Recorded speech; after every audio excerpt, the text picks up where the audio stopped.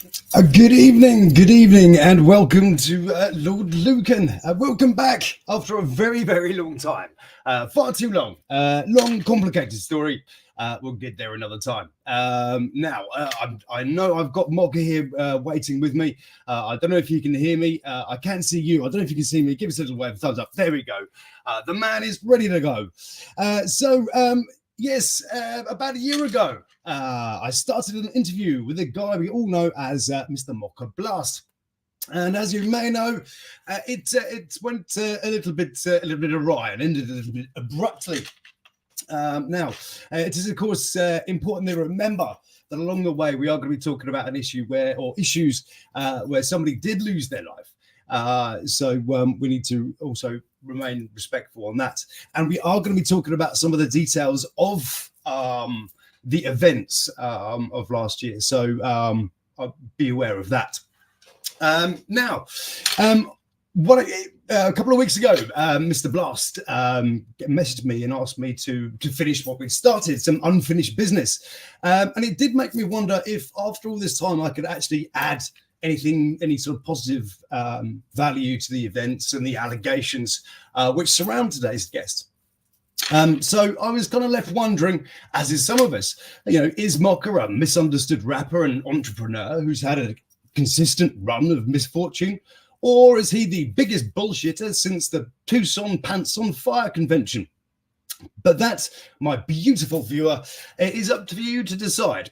And before, of course, we meet the man who's going to be answering this question for us, I know there's one question on everybody's mind, and of course, where is Simbo? He's literally just out of shot over here. Now, he's a very big boy these days and hangs out a lot, so he may or may not be joining us. So then, my beautiful viewer, please do welcome tonight's guest. It is, of course, Mr. Moka Blast. Good evening, sir. How are you? Pretty good. How you doing? What's up? I'm okay. You're a lot more subdued than you were the first time. You were a lot more upbeat. I can see a somewhat more contemplative Moka in front of me today. How are you? No, I feel great. It's just that me and you never got to finish our interview, and I'm here to clear the air, get stuff out there, and just close this chapter in my life. This is a chapter that needs to get closed. Sure, absolutely. So if we were in a studio just then, we had an audience, what do you think the general vibe from the audience would be? Not necessarily like the Maury show where everybody's whooping and hollering, but what do you think the general vibe amongst an audience would be? It depends on who you talk to. If it's women I used to deal with, they're going to be mad at me. Absolutely. And they have all right to be mad at me. If it's the people who's been in my corner, they want to see me win. So it just depends on who the audience is. That's it. If you were to take sort of a general cross-section of the public, a general cross-section, do you think the average person stands behind you and is sort of fighting your corner, as you say? Well, after seeing the exposés, there were 2 exposés that Channel 8 aired. If 1,500 people left comments and 1,200 were defending me, total strangers I didn't know, I would say that, this is what I have to say. It's an unfortunate event. First and foremost, let's clear the air. You know what I'm saying? Unfortunately, somebody lost their life. And because of that, then the shitstorm came down my way, which is cool. It's cool because once trauma happens, somebody's always to blame. And if everybody wants to blame me, so be it. It's not the first time in my life I've been blamed. Am I misunderstood? No, I'm not misunderstood. I just didn't give a damn after my father died. I spiraled really bad. So misunderstand. I don't need to be understood or misunderstood.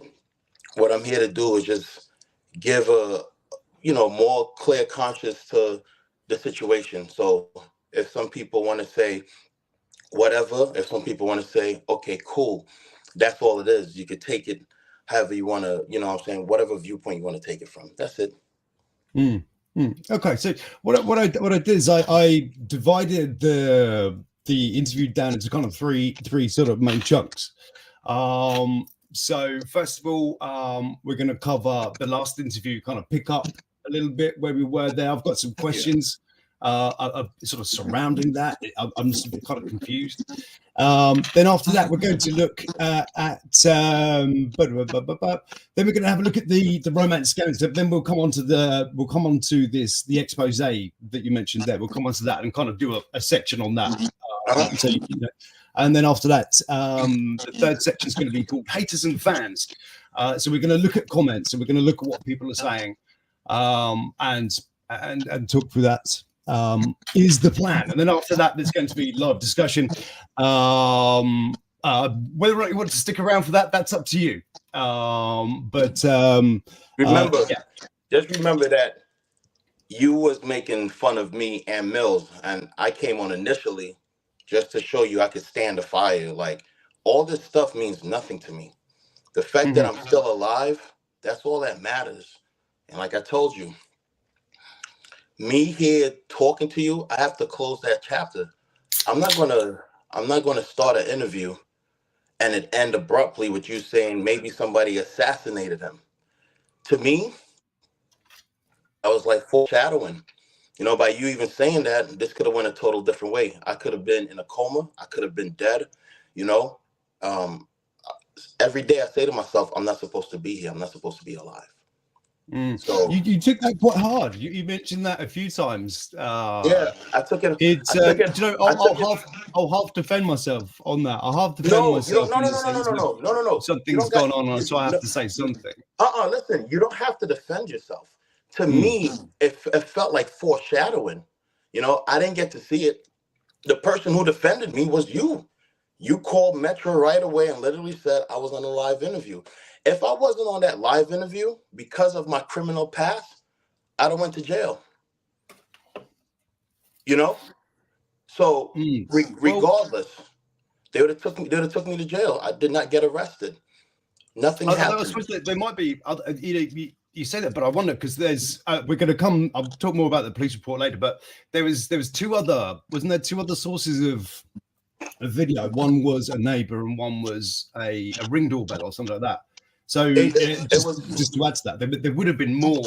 No, but what it was initially, the news said 30-year-old man kills 40-year-old man.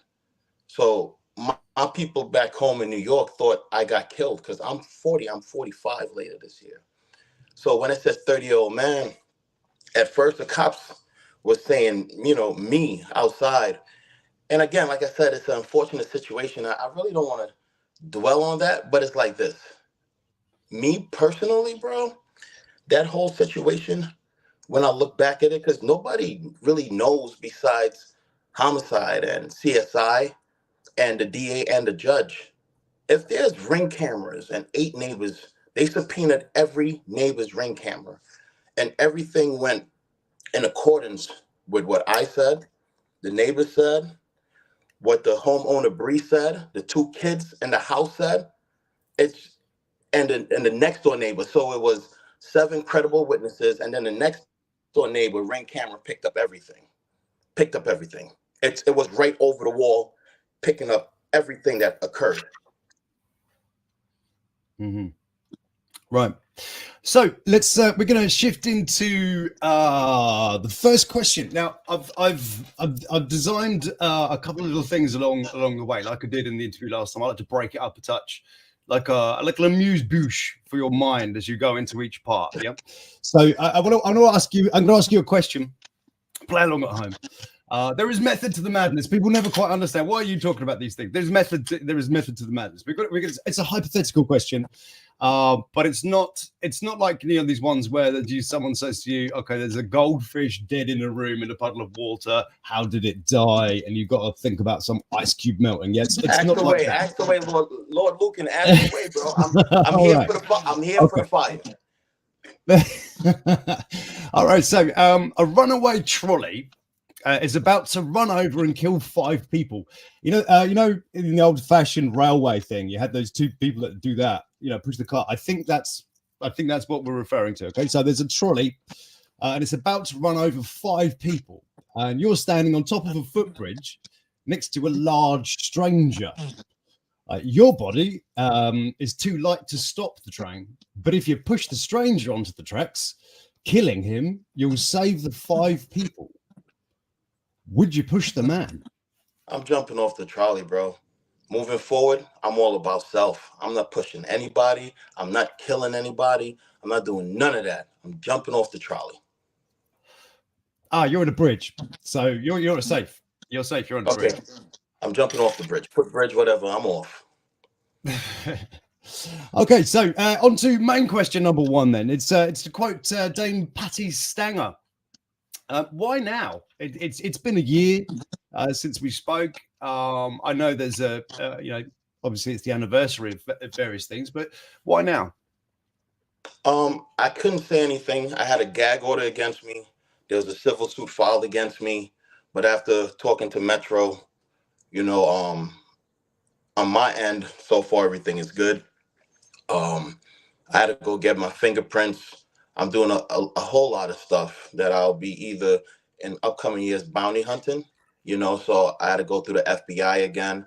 My lawyers had to clear everything. The whole thing for me So I've got mentally, to pause there. Bounty hunting? yeah, it's something I always wanted to do.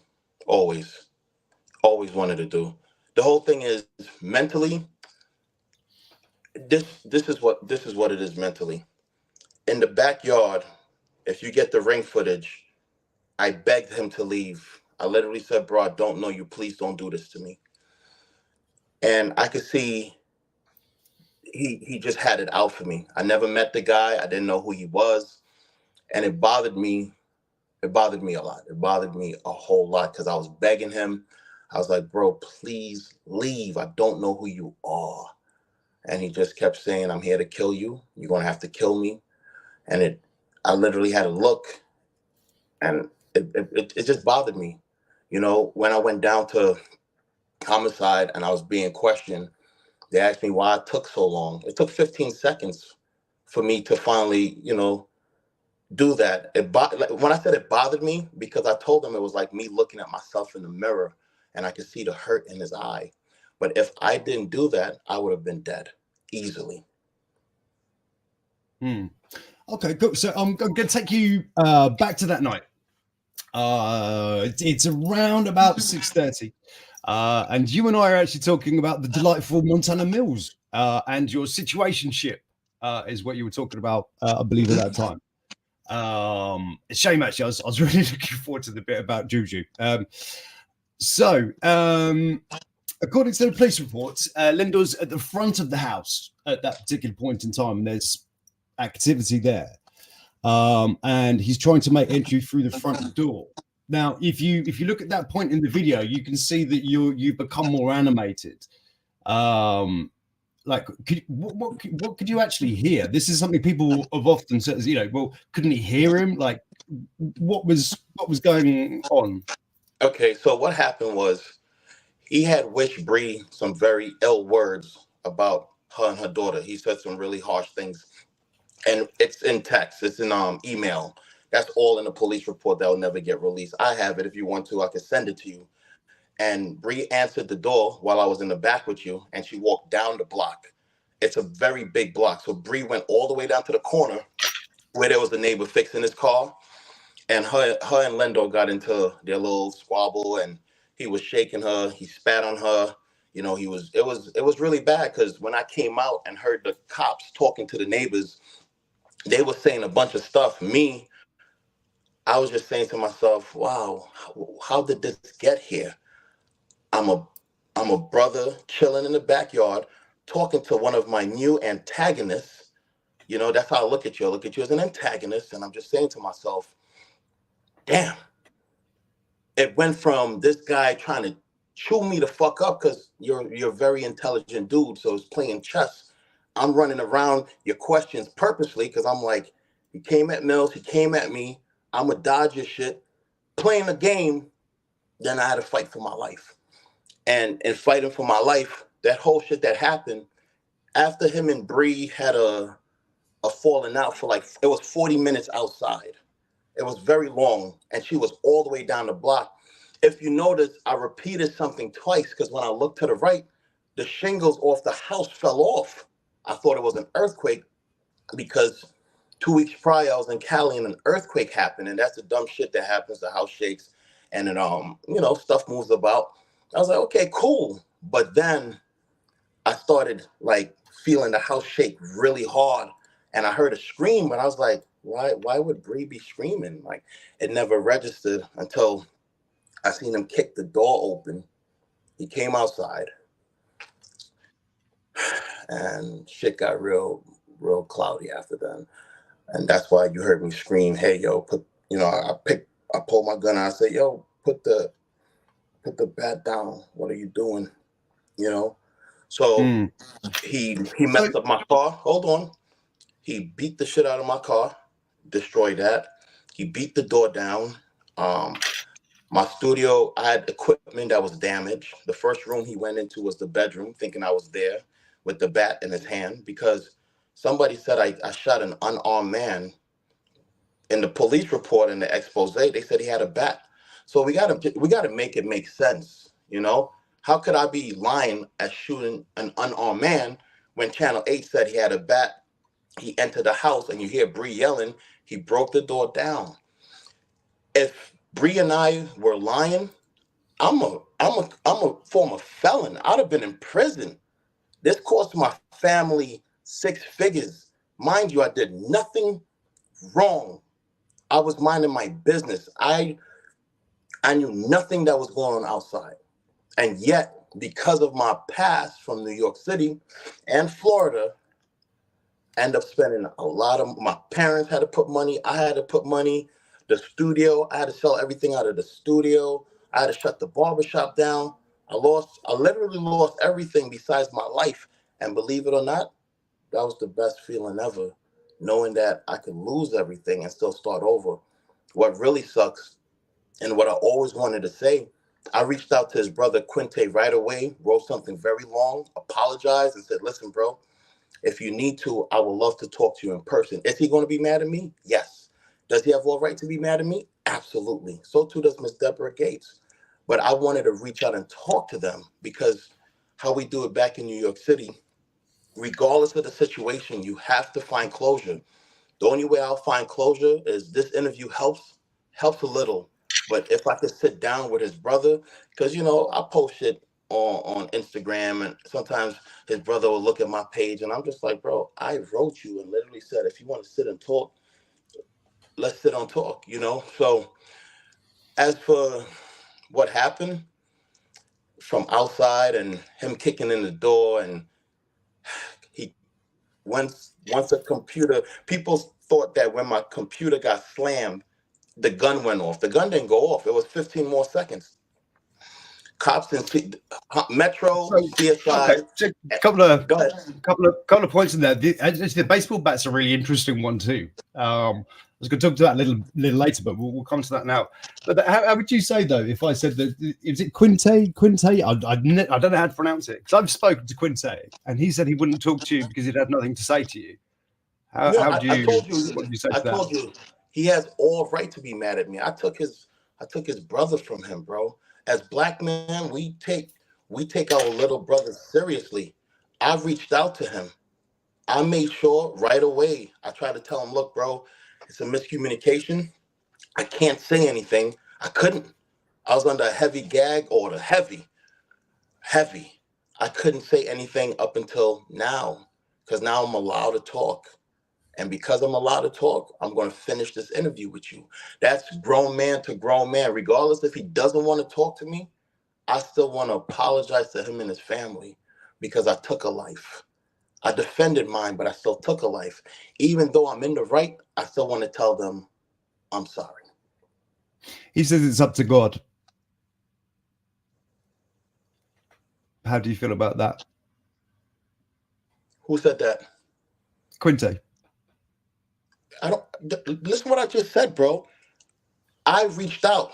He never, it's been over a year. With him not reaching back out, he has all right to be mad, upset. I don't blame him. He have to be mad. That's blood. It was either me or his brother. I didn't wake up that morning saying I'm going to kick somebody's door in or bring a bat or threaten somebody's life. That's not who I am. No. They could say I'm a romance scammer.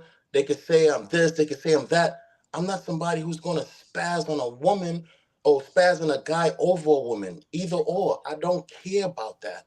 There's 8 billion people in the world, 4 billion women. I will always move on to the next women, as you could tell by my romance scamming expose. Duh. It does. You know it.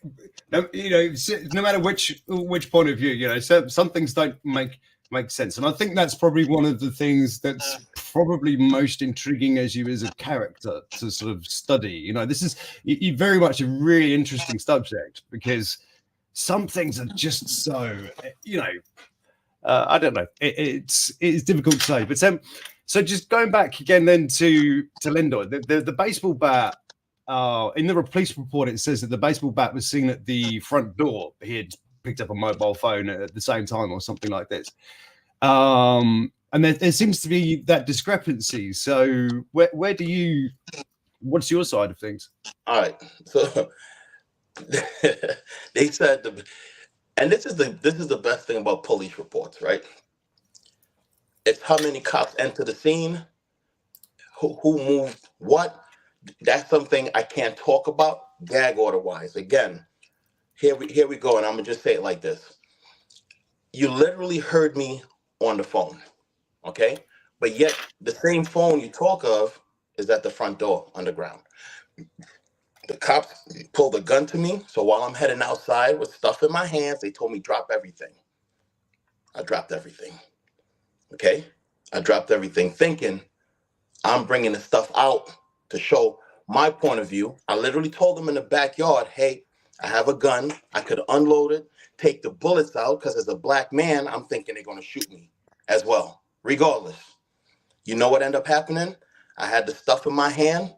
He didn't look at anything else but the phone. You know what he told me about the phone? Put the gun down. He said it 3 times. I said, no, it's a put the gun down. I said, officer, put the gun down. Screamed at me. I dropped everything right at the front door. So when they just to skip us that, so when they turned up, they were armed, ready, guns drawn, bro. like It was like all ready to swat your ass, kind of thing. The cops were coming. They were called from the domestic dispute between Bree and Lendor down the street. By the time the shooting happened, it took them literally less than a minute to show up. Because they were already on their way.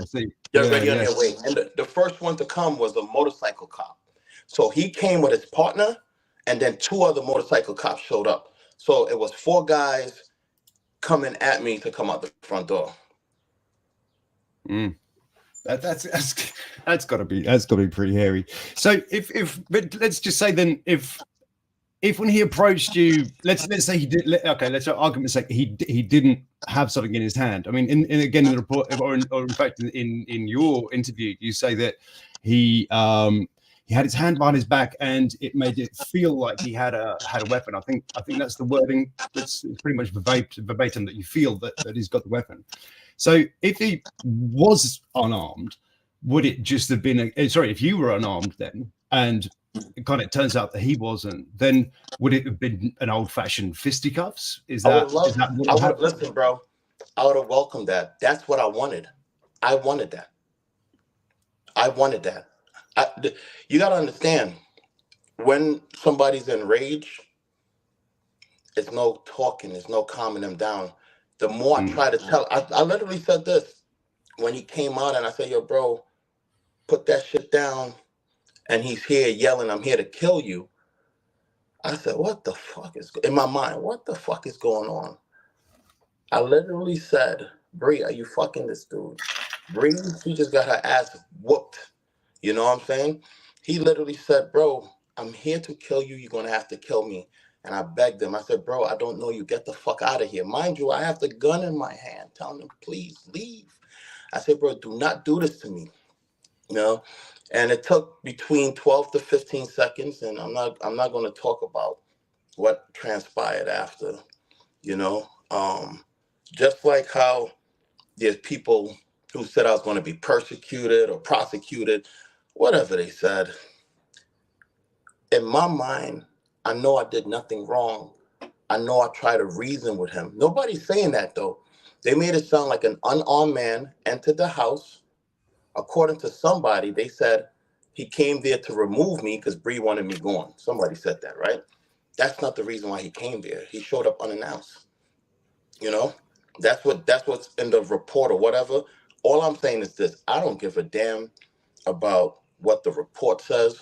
All I know is I pleaded with a man for 12 to 15 seconds not to use my gun. I begged him. And if a man is yelling back with kids in the house in front of these kids, loud as possible, I'm going to have to kill him. Why do I have to kill you, bro? I don't know you. What did I do wrong to have to kill you? The expose said they were in a toxic relationship, an on and off toxic relationship for 3 years. Once the news said toxic, I'm like, okay. Now I know what toxicity looks like. You know?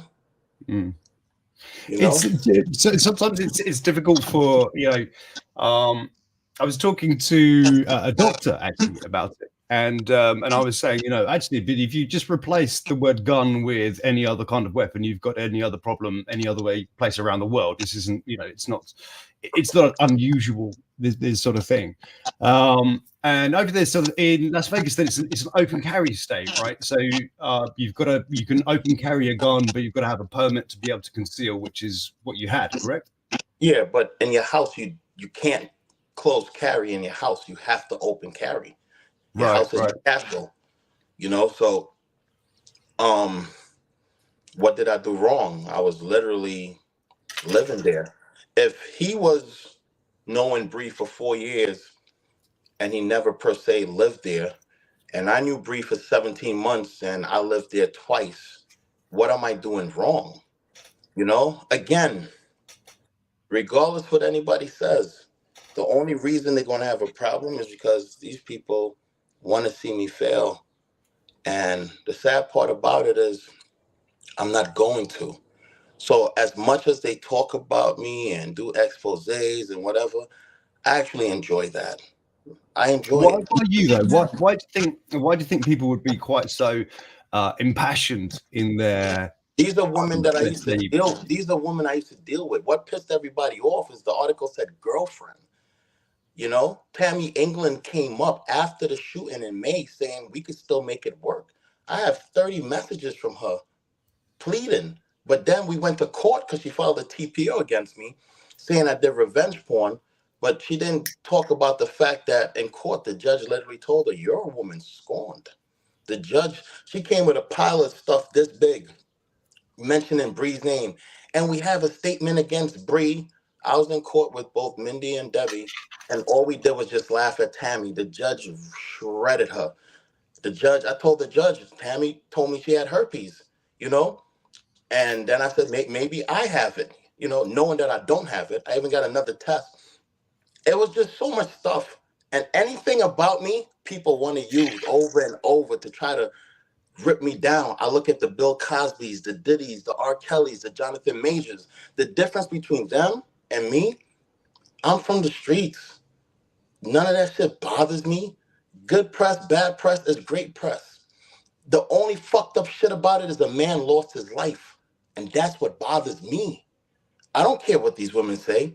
Tammy thought she was in a relationship with me.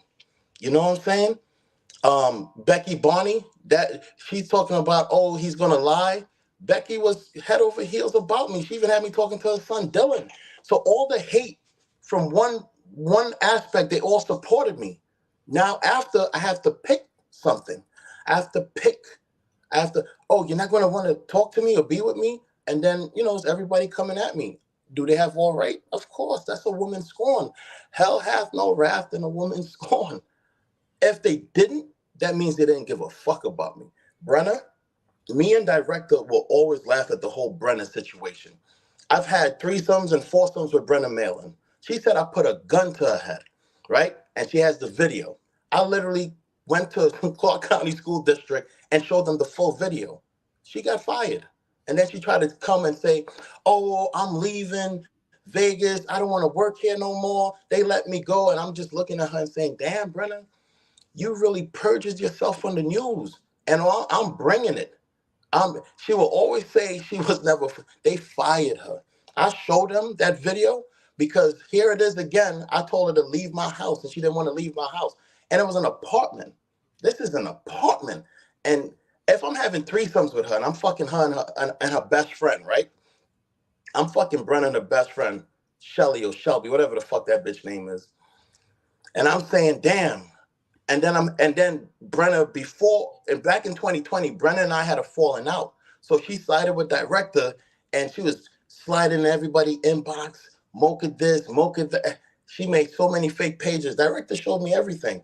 I literally had to sit and laugh because October 9th, 2022, when Mills came home from jail, who drove 6 hours from Buffalo to come spend time with me? Brenna Malin. If I so-called put a gun to her head, you know what I'm saying? If I so-called put a gun to a woman's head and I terrified her, why is she coming to suck my dick and get fucked by me? Okay? I have all the text messages saying she can't wait to see me again. Me and Brenna don't have beef. I don't have beef with her. You know what I'm saying? Is she an unattractive woman? Yeah. Do she suck dick good? Absolutely. You know what I'm saying? I'm not gonna, let me tell you something. When it comes to sex, I'll fuck any type of woman who's a specialty at sucking dick good and throwing it back. When it comes to relationships, I step it up. I have to. I try my best to stay at an even keel, a 6 or 7 out of 10, and I could work my way up into transforming her into a 9. I don't need a dime. You know, so Brenna, I have no beef with Brenna. So Brenna saying all this shit, I'm still not mad at Brenna. Becky saying what she's saying, it's nothing to lie about. Did Becky Barney, did she once care for me and love me? Absolutely. Did I burn her in this situation? Fuck yeah, I burnt her. She has all right to feel like that. You know what I'm saying? Tammy England, Tammy's another one. Melissa Vitale, me and Melissa is more of like best friends at the time. We tried to make it work, but we couldn't. And I'm not going to speak ill of Melissa Vitale. We'll be cool.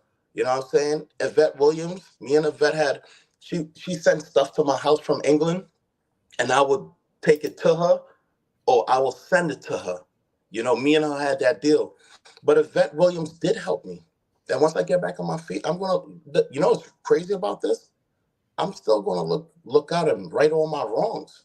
All those women have all right to be mad at me. I don't even blame them at all. What is there for me to lie about? Kind of a vague admission there that people are kind of right, or that seemed like you were. No, this is what I'm saying, bro. This woman literally, Yvette Williams said, 55,000 pounds. Where? She sent marshals to my house. She tried to do all types of shit. If these people, if Brenna is hitting everybody up and saying he's getting persecuted, he's running, he's scared, and then the cops called me 2.5 weeks ago and said, Mr. Birch, come get your fingerprints. The FBI is doing your background. Come get your CCW for Utah. Let's start the process.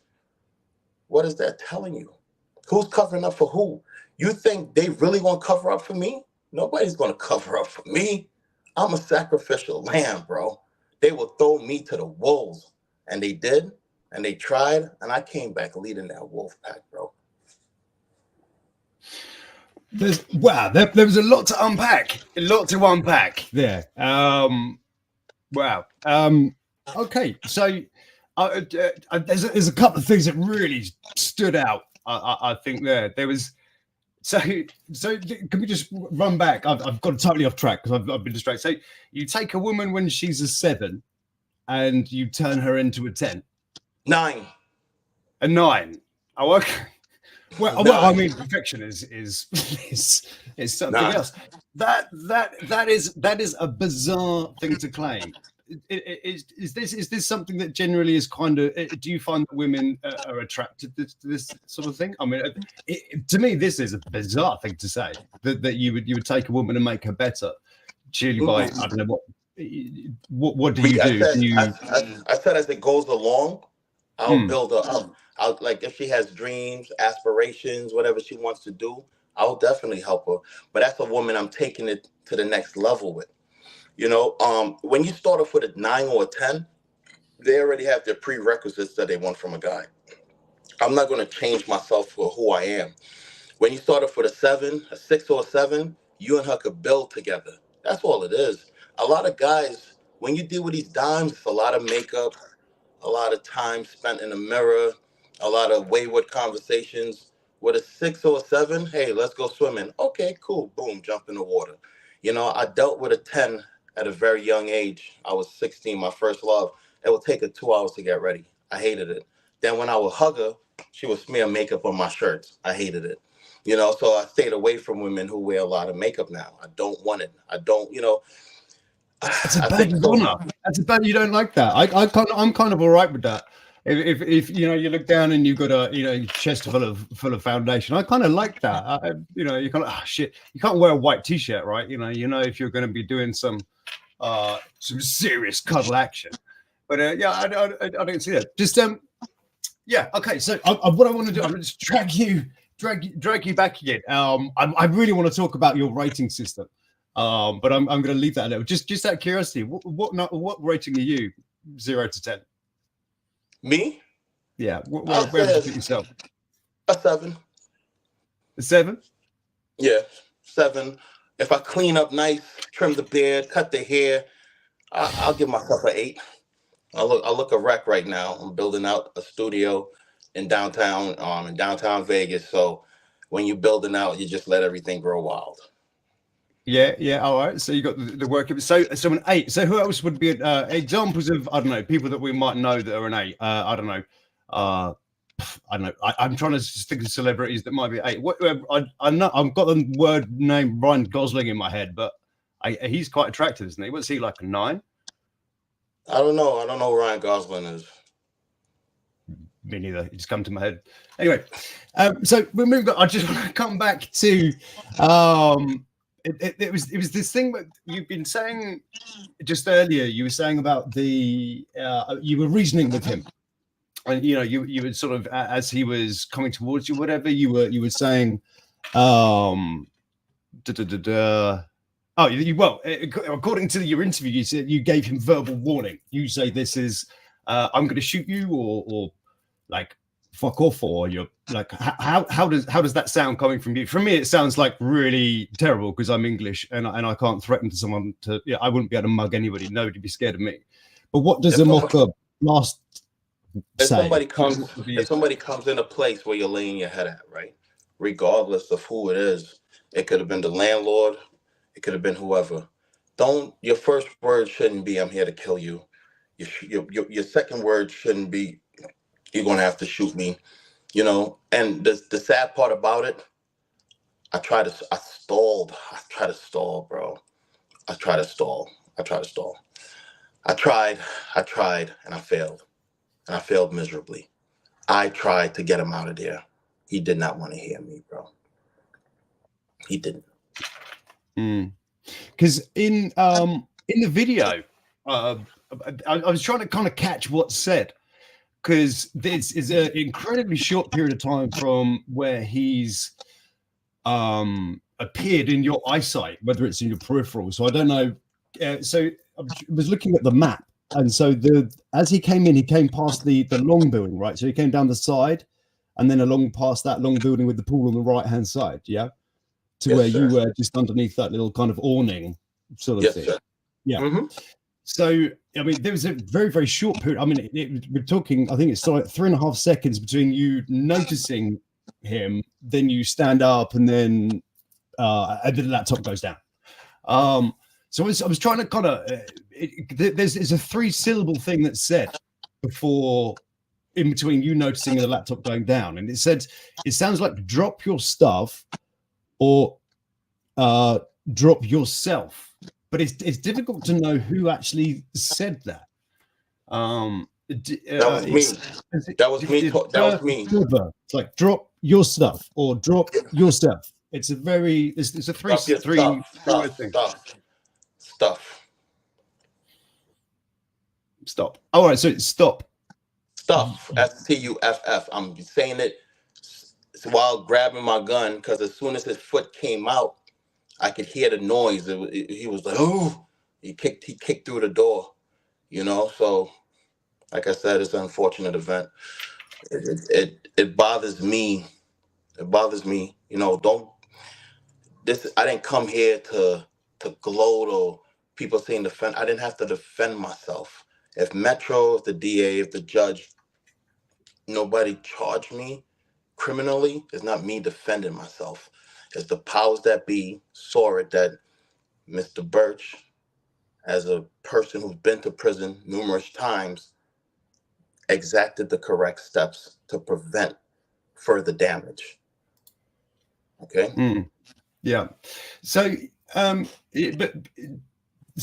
we can sort of see then, though, that I mean, how do you feel? Because that's quite a discrepancy between what the video shows and then what's in your accounts in the report. Are you at all concerned that maybe that might, whether you did or you didn't, it may suggest that you might not be telling the complete truth? If I wasn't telling the truth, that? listen, if I wasn't telling the truth, right? The lead detective, I could give you his name after, and you could go talk to him, and he'll literally let you know how everything is happening. You know what's the funny part about it, right? People could say whatever. Oh, he's contradicting himself, this and that, like how you're saying right now. When something like that is happening and your life is flashing before your eyes, you know what exonerates you? The Ring camera. So whatever I said, I could say, but whatever was taken off the Ring camera, cops just says, Mr. Birch, you defended yourself, you did nothing wrong, and that's it. So there was so I read in the report, so there was 5 wounds. They suspected gunshot wound or something gunshot wound, isn't it? So there was 5. There was the head, the left side of his neck, left chin, central lower abdomen, and the left shoulder blade. So do you remember which of these came first? Everything happened so fast. I only fired my gun 3 times. Only 3. Not 5. 3. That's the thing. Because there was only three shell casings found on the thing, so that totally works out. But yet they find 5 wounds. So my thought there is pure morbid fascination as to whether or not one of the bullets had passed through the body, causing a secondary injury, or whether you know anything about that. No, I don't. That I do not. Right. You looked quite uncomfortable there. You shifted quite heavily when I talked about that particular part. Does it bother you? No. I got my peoples right here. They're chilling right here. No, nothing. Hello to your people. No, when it comes to what bothers me, the fact that for 10.5 months before the expose, it was told that I shot and killed an unarmed man, but then it literally says he had a bat and he came into the house. So just like how you just said, it doesn't make sense how for 10.5 months you tell one narrative, but then the news tells the next. You got to make it make sense. It have to. People could get the police report all day, go to the lead detectives, sit down with him, and ask him for the Ring camera that picked up the Ring camera was where I was standing. It was literally right there from the neighbor. It was right there. So if you really want the tea, according to Auntie Annie, go get the Ring camera. Go talk to the lead detective. And if they got the police report, again, if me and this guy never met each other, and they said in passing, they went back as far as possible. They had my text messages and his text messages. I never knew who homie was. I always said if me and him would have met under different situations, me and him would have been cool. If I never met this guy and he's 6'5" and a big dude, and your first words is I'm here to kill you, well, what am I supposed to do? I didn't shoot him as soon as he came out. That's a real pussy move. I refuse to do that. I pleaded. I 4 different times. I pleaded. They really want to sit down with the lead detective. His name is Detective Jim Goldmer. You could call him, sit down with him, and really get the tea. Get the tea. I've got you talk to him. Gills and Ryland. Some of the ones. In fact, there's a huge amount of detectives. Even just the homicide list is probably about a dozen names, isn't it? The detectives that actually work this case. It is really quite a thing. I've got to say, big love to Auntie. I've got to say, big love to the auntie. I know she's in the chat as well. Love you, auntie. So when you said that when you by the time you'd actually opened fire, he'd got to within like 2 feet. Is that how close that was? Closer than that. Closer than 2 feet. Yeah, it was close. It was close. I can't really tell. It was close. It was very close. I had nowhere to go. I was workshopping it with my coach, and we wondered actually whether or not Lendor might have had wrestling background, because if usually when a large man, I mean, what height are you? You must be 6 feet, are you? Or how tall are you? I'm 6'1", 230. 6'1". Oh, so you're still a fairly big fella. Bigger than me by about an inch or so.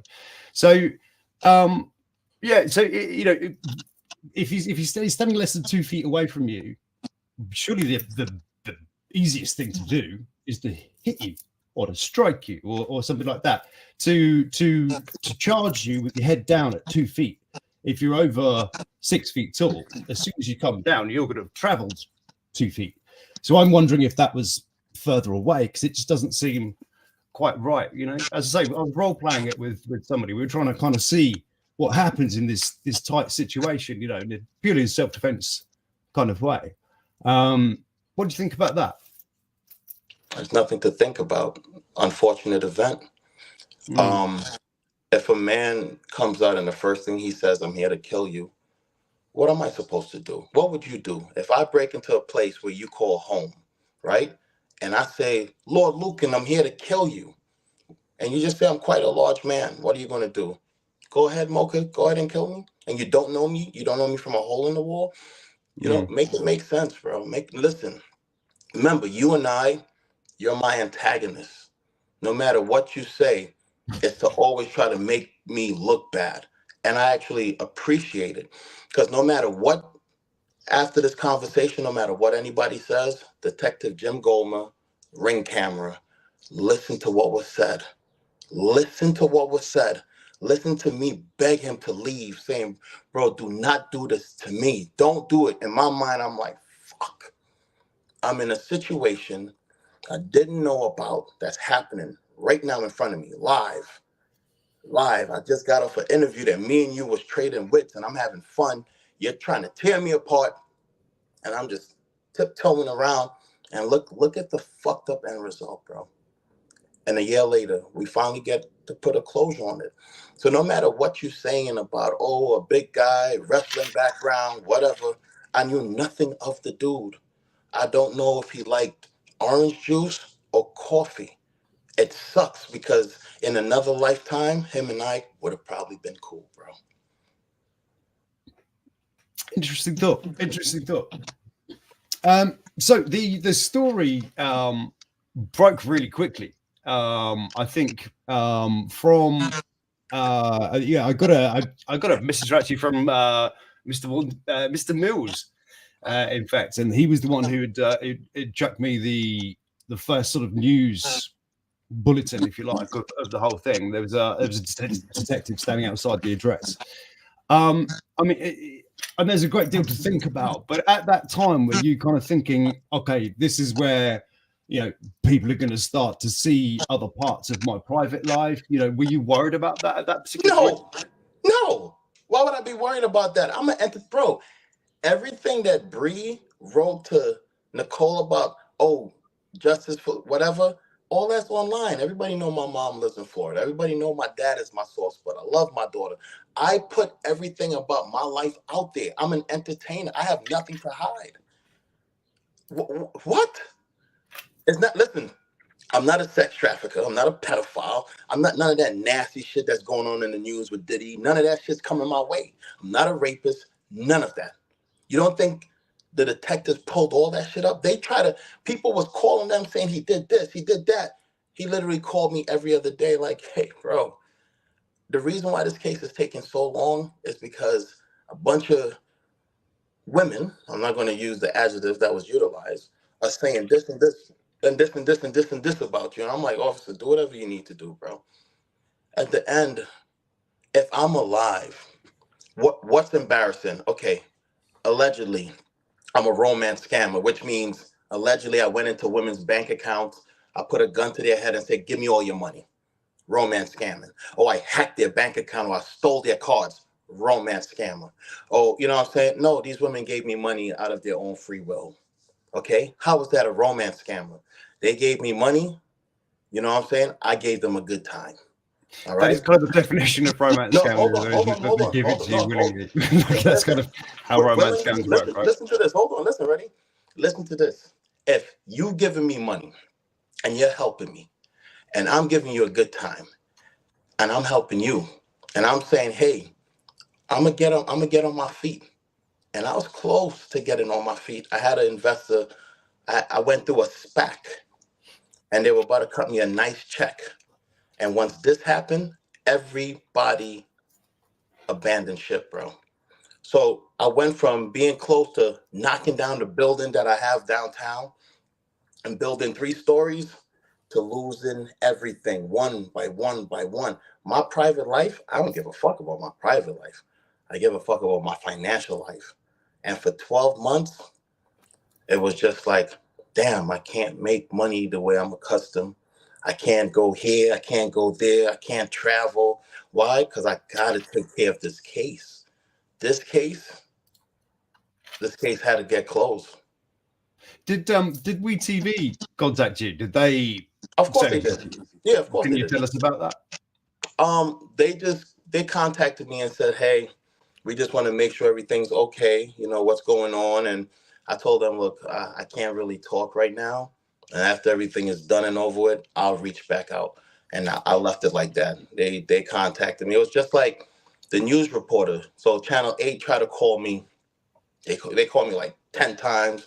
Reached out to me on Facebook, Instagram, and then I'm chilling with my OG Rose, and the lady calls me and say, hey, it's Channel 8. We trying to, and I said, listen, man, please stop calling my phone. And I hang up. And she goes on the news and said I use profanity. What am I cursing the news out for? For Miss Thompson, Karen Thompson, to say that I cursed her, I use profanity, that's another lie. And I have Rose there as one witness, and I had another witness. I just wish I recorded it. But the cool thing is this, everybody's gonna say, oh, he's lying, he's this and that. Bro, that me, that's done and over with. I'm coming out to make amends the right way, regardless. I'm at a So, stage. did you're aware of the exposés? You watched them, No, presumably, oh my God, I enjoyed them. right? Yeah, I enjoyed them.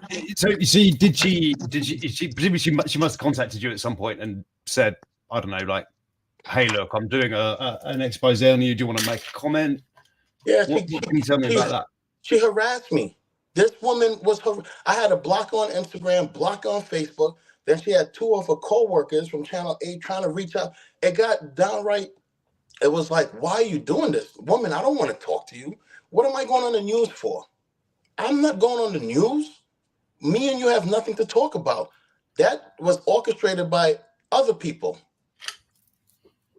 Mm. Yeah. So, because my question then is kind of like this. But you're happy to talk to I don't know, a microscopic yet thoroughly delightful channel such as this, but not an Emmy award-winning news broadcaster. You talk about make it make sense. Karen Thompson is an Emmy award. Karen Thompson is an Emmy award-winning news broadcaster. Yeah. She won a couple of Emmys. Right. And if she is, why is she trying to lie on me and say I use profanity? Do I cuss a lot? Absolutely. Would I cuss her? Not the news. Why would she even go on and say that? What profanity did I use? Miss Karen Thompson, tell me what profanity I used, saying, hey, I don't want to talk to you right now. Please stop calling my phone. If that's profane, well, let it be. If that's profane, that's cool. Stop calling my phone. But I never cussed her out. I was at the studio, and she called it. They did not stop calling for 2 weeks. Again, that wasn't my idea. That was their idea. Their idea. And again, this right here, people would tell you he's lying, he's this, he's that. Unfortunately, something bad happened and I'm free. And I do have a criminal past. So if a guy like me goes down, they don't put me in jail, and they questioned me and they grilled me for 3 hours. And everything I said added up with the ring camera footage, then who's telling the truth? They so want me to be villainized. I don't. If y'all want the ring footage, y'all know how to get it. Go get the ring footage. That's all I care about. That's it right there. That's the smoking gun right there. Go get the ring footage. It's right there. If y'all want the truth, if you think I'm lying, get the ring footage. And that's how we clear up everything. Point blank, period. How could I Gotcha. how could I put up the ring footage? I don't own it. And ask the cops, police report, pull that. That's what you're supposed to pull.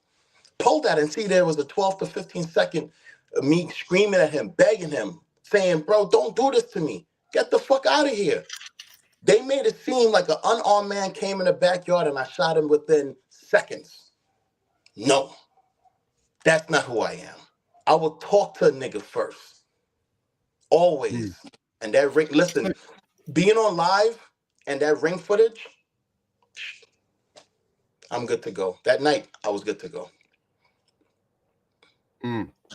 So when it comes out then in the police report, it says that you and your sort of Bree were unaware of each other's infidelity. How did you feel about that? That you kind of had to find out that way. That must have been a bit of a there's text messages of me saying, Bree, whatever you do, don't fuck this up. I already knew Bree. Listen, I told Bree one time, Bree, I'm going for 2-3 months at a time when I'm in England, when I'm in Thailand. Do you? Me and Bree had one of the best relationships ever. You have quite a following in Thailand. I've noticed quite if you brief a lot of your and then there's this reaction. So what caused that reaction? God, body language experts would have had a field day with that reaction. So what is it about Thailand that's making you react like this? The best time I had in my fucking life. Thailand and Turkey, but Thailand, I trained. I went to fight professional. Both opponents pulled out. It was, I'll be honest with you, I've never experienced a culture that just uplifts you. Only in America, when trauma happens and they need a bad guy, and I'm already a bad guy. You know what I'm saying? I walk to my own tune. This is how they look at me. I'm the quintessential bad boy. So what? Let that shit come my way. In Thailand, they humbled me. They made me feel like I was one of them. They treated me with love. In America, this shit happened. And yeah, the people who came after me in that group, there's only one person that I really didn't have any. The women who came after me and used the romance scamming, those are women I had sexual relationships with. So they felt the kind of way.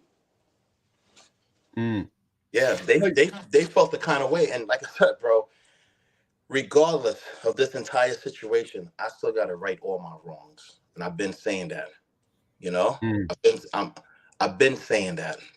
I have no ill will towards anybody.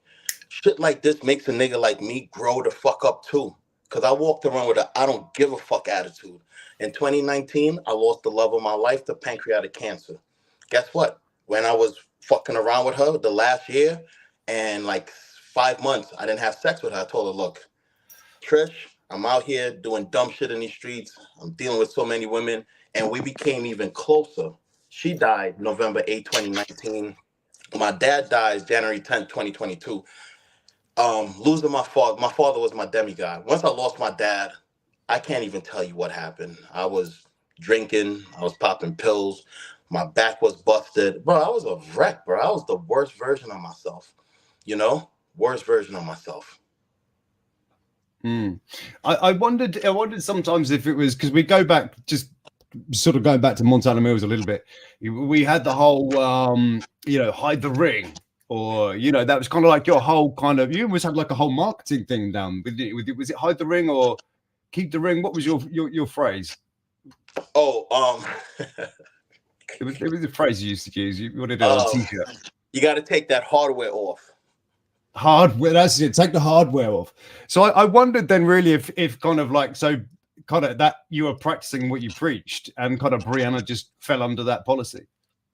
I'll be honest. Bree tried hard to be with me for a while. She tried.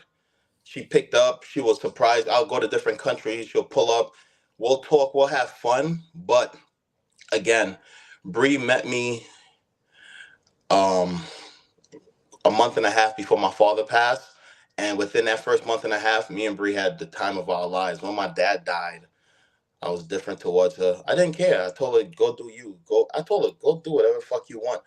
I can't function. And all these other women, the Becky Barneys, the Tammy Englands, all these other women, they met me after my dad died. The ones who met me before, the Yvette Williams and the Melissa Vitalis, regardless of what animosity that we have, eventually I will, I'll make right on my shit. I have no problem doing that. I'll make right. I will apologize. I will let them know, and I will, like I said, I'm gonna right all my wrongs. As of Bree, me and Bree had a really dope time, and we had dope times after. Before the incident, Bree and I went to New York. She met all my friends. You know, Bree and I had a great time. So again, people come on here and they say whatever they want, but again, when people don't know the full truth, I sit back and I smile because I'm able to sleep at night knowing that I defended myself. If it was the next way around, then what? Then what? And that's it. So regardless, you're getting a story from me. I already told you if you want the truth, reach out to Homicide, ask for the ring camera footage, or talk to Detective Jim Goldman. Ask him. If I did anything wrong, Lukan, I'd have been doing life in prison easily. I don't have a squeaky clean track record. I don't. You know, one small infraction would have got me 5 to 10 easily, easily, Mm. easily. But what is quite yeah. Anyway, right. I'm aware I'm taking my time a little bit. I was going to be a little quicker. I'm gonna head into. We're gonna come back to a few of those points, but I just want to head into the next part, which is going to be about questions from other people. So I've got a few different ones as we go along. So I'm going to chuck them at you. See what you think. So one of the questions is from Auntie's Advice, in fact. And she says, are there any creators that you think falsely represent you? No, listen. I'll be honest. Listen, what I'm gonna tell everybody again. If people are talking about me, whether it's true, whether it's not, make your motherfucking money. There's only one creator that I have to finish everything with, and that's Lord Lukan. You gave me an opportunity to talk. It turned into one of the worst experience of my life. And I just got to give closure to you as a podcaster, because regardless, me and you don't have beef in real life. This is internet bullshit. And I'm willing to go back and forth and spat with you. I don't give a fuck. Why? Because I respect you and I respect your craft. You're funny. I love what you do. I don't care if you dog me out. I laugh at it. Mills and I, we laugh at it. You did a diss song about Mills. He sent it to me. I laughed at it. I'm like, this guy is fucking genius. He needs to get a show on MTV or something.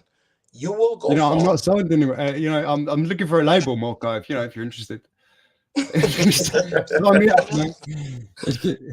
Take me from a 7 to a 9, Moka. I need elevating. All right, but I listen, could use listen, some work. listen. You said it was weird, and now you're utilizing and implementing what I said, 7 to 9. I'm gonna turn that into a song, by the way. I appreciate you. Ask more questions. Ask them more questions. Go ahead. All right. Next one's according to Amber, who asked it's kind of a two-parter. Why are you always ready for war all the time? I think this probably referring a lot to the fact that you post. We've seen images on Instagram of firearms and things like this. So This is a right why are to. you always ready for war? I'm always ready for war. I live in a world called the music industry, and every time you turn it on, a rapper's always getting killed. What would have happened if I would have died? They would have said another rapper got killed, and then everybody would have claimed, oh, they would have always had a story. Oh, well, I remember when Moka was on the, oh, I dated him, I slept with him, I did this, I did this. I'm not that dude. You want to know why I'm ready for war? Because as a black man, the person who's going to come and kill you will be another black man. I'm ready for, I got it. Listen, free smoke. I'm, I have to stay with a gun. I have to. Why? Because I'm successful. And you want to know what a lot of black men hate? A successful black man. That's simple. What's up, part two? Let's keep it going, brother. So would you ever, you know, like you get these, you know, some people that say these, you've mentioned quite a few names, you know, you don't see you sort of debating them. Would you ever sort of debate them in a, like an open forum like that? Why would I want to debate them? They had 10 and a half months to dog me out. All it would have took was a simple conversation. The one who I respect the most, Tammy England, she came up and had a conversation with me, and she said, well, if you're not going to be with me, I'm going to make your life a living hell. She said, karma's a bitch. If this is the karma that I'm getting from these women who they take one, the first expose said it was confusing, people didn't know what was going on. And at the end, they said, oh, by the way, 2 kids were in there.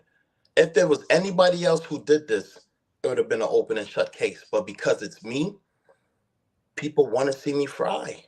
Black men who have a little bit of clout. I told the cops I'm not a celebrity. They said, well, we went online and it says that you are. I'm like, I'm a nobody. No, I'm not a celebrity. I'm a regular street nigga who knows how to hustle and go after what he wants.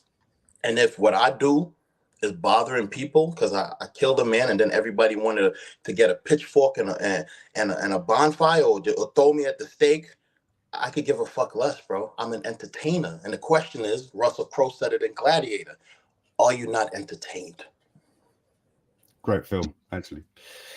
So the second part of the question is, would you ever admit to taking money from women? If so, how much? Didn't I don't they know if not that's say, kind of a question of what's didn't they not come online and said I romance scammed them? If they allegedly came on and said I romance scammed them and 3,000 for tires and 27,000 for this and I gave them that, where are the charges? Where are the charges? If the judge told Tammy England, you are a woman scorned, the judge told her that in court because she filed a TPO against me, right? You're a grown ass woman getting chastised by a judge, and then you come online to say that I scammed you. How would I scam you? If that started with Yvette Williams calling me an international scammer. Yvette wanted her stuff, and she had called the marshals. She called some cops on me. I have the footage of all of that shit too. This is all I'm gotta say. When women are scorned, they'll go above and beyond. Brenna Malin was asking me for money to help her put down a house. If I put a gun to your head, and up until last year, Brenna was asking me for money. What does that? Come on now, this shit just doesn't make sense. It doesn't make sense. But the reason why I'm happy that my fan club had a group and everything, because now I know who really never gave a fuck about me, and that's why I love it. You know, I love it. Let it continue. Let it continue. I'm now in this space in my life.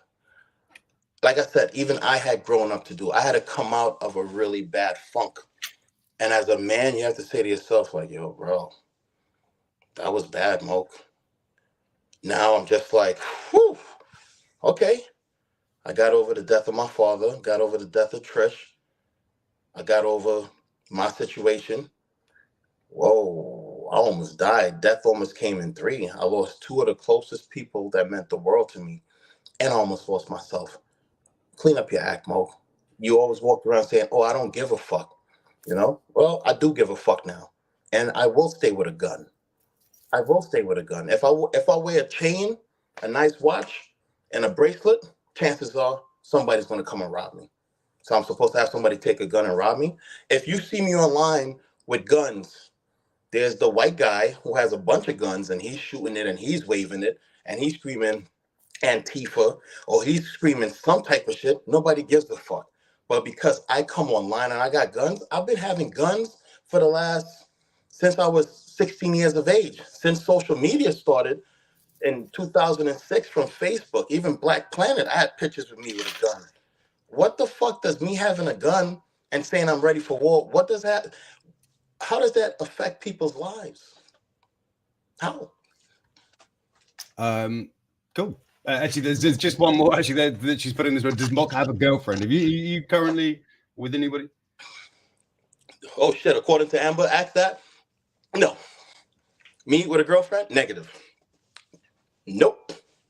No, sir. Maybe she's asking for a reason. No. Not be saying that, but maybe she's asking for a reason. Would no. You interested?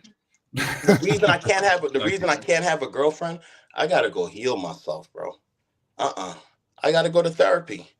What the fuck am I doing with a girlfriend for? That's just putting a Band-Aid on a laceration. It's not gonna work, bro. Like I said, I had a lot of growing up to do. You want the answers? I'm gonna give you the answers. Not at all. The expose, though, did make a lot of women reach out to me. A lot of women said, those are just old, bitter bitches. You know what I'm saying? And I was like, no, you can't talk about them like that. Regardless, at one point, I was really cool with Tammy. I was really cool with Becky. And I have zero beef with Brenna. So Brenna coming and saying, oh, he said he was going to be in Black Panther 2, and I play around on I have all the footage of me saying, hey, Black Panther 2, use me as a nemesis. She really went on the news and said that. And then she said, Mai Tai? Mai Tai is a drink. I do Muay Thai. I do Thai boxing. He always say he's going to do that. He will never do it. But yet you just said I'm in Thailand.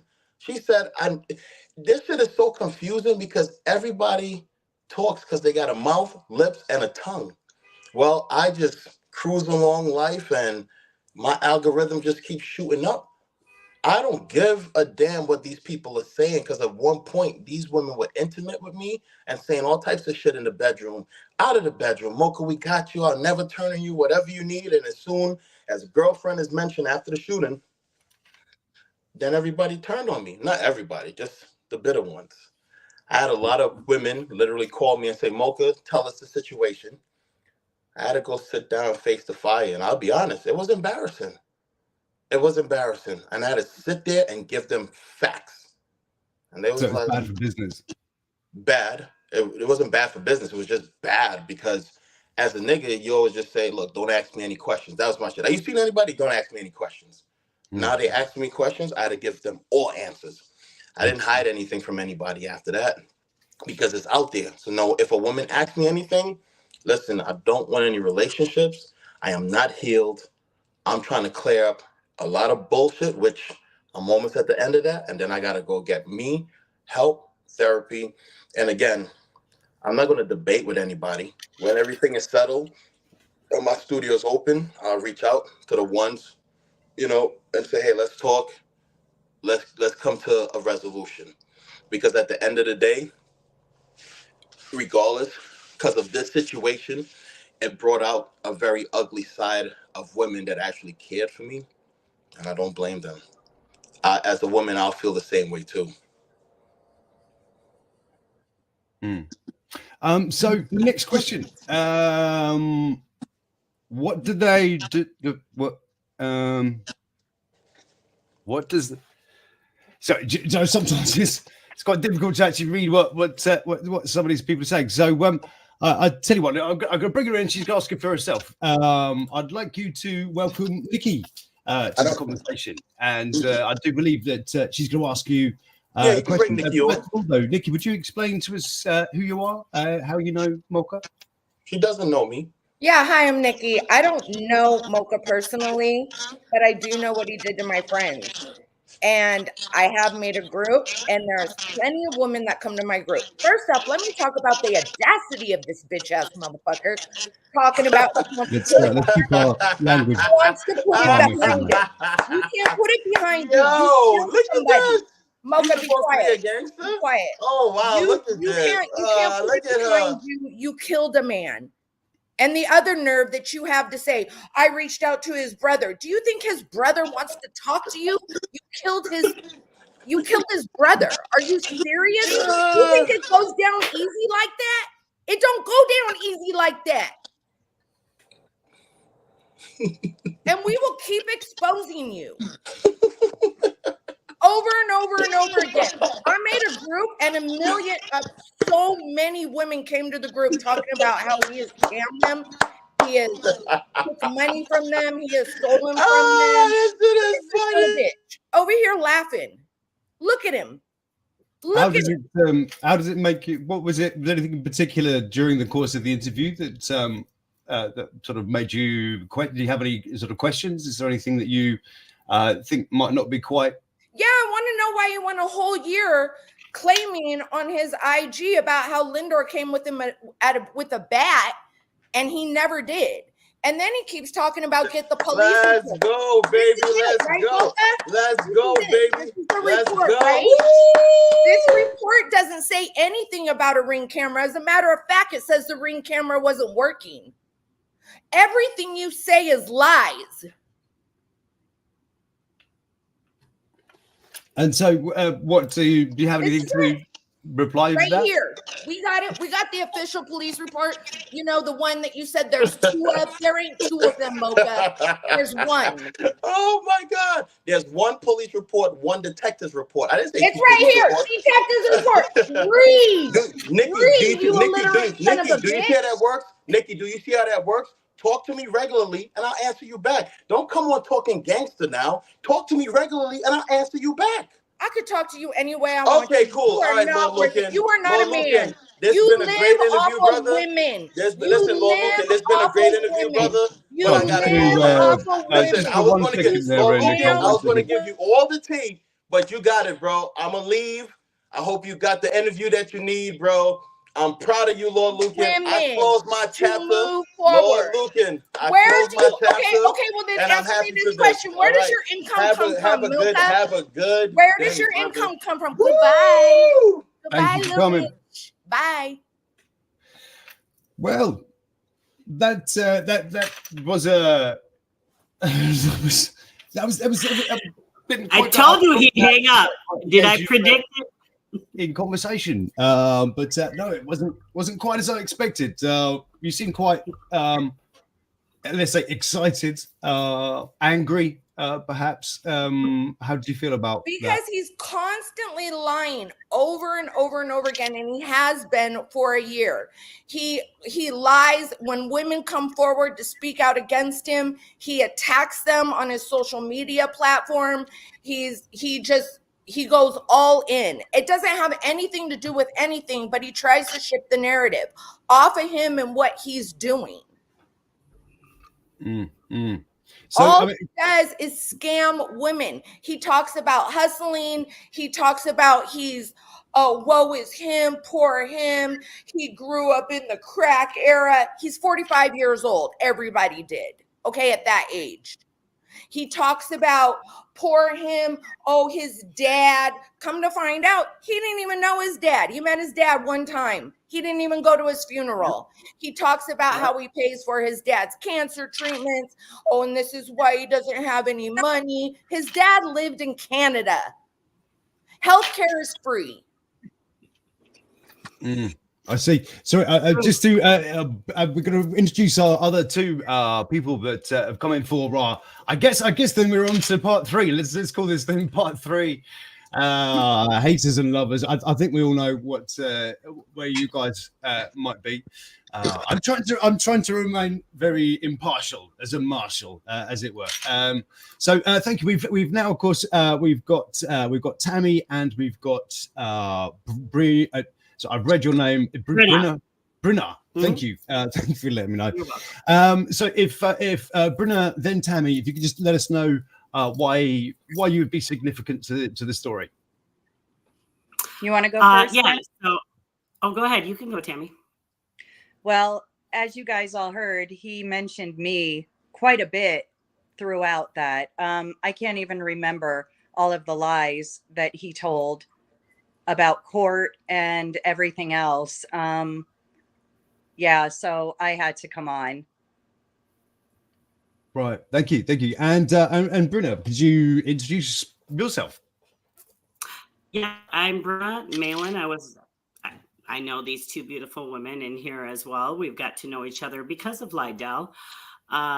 I've known him since 2019, and the incident he had mentioned with the gun, that happened in March of 2020. I was a teacher. I had been a teacher for the school district for, at that time, 12 years. He never showed any kind of video to my principal. In fact, I'm still friends with my principal on Facebook, multiple principals I worked with. She wrote me a letter of recommendation last September. And I worked for that school till the end of that school year. And then I worked for another school from 2020 to 21. That is public record. I worked for the school district until I moved out of state. My license for CCSD just expired November of 2023. I didn't renew it because I now live in another state and have been here for 3 years. And so that right there is a proven lie. He said multiple lies. Everything he says that comes out of his mouth pretty much is a lie. He's lied about Tammy. He's lied about Becky. He's lied about Nikki. He's lied about Bree. He lies about Lendor. Everything he says is a lie. When I met him, he told me he hated his father. He said he only met him once, like Nikki said, when he was 40 years old, and that he had left him when he was a child. He hated him. And then all of a sudden when he died, it's his hero. And he's posting about, oh, the closest to me, just like Trish. Director was living with Trish when Trish died. Director and Lydell told me that he didn't talk to her for the last year of her death, before her death, because he had took all her money. She had went bankrupt, and he had cut her off because he had no more money to get from her. And she was dying of cancer. And then he got this tattoo on his neck. And I'm like, what is going on? He's like, well, I just feel so bad because I wasn't talking to her when she died, because Director didn't tell me that she was that sick. If I would have known she was that sick, I would have made up with her before she died. He wasn't speaking to her because she was out of money. So those right there were blatant lies. Yep. Like everything he said tonight were lies. Yeah, I wanted to kind of do like a kind of an analysis with you guys and kind of and get what you think along the way. So I'm going to kind of go back through some of the stuff I was trying to keep track of everything as I go.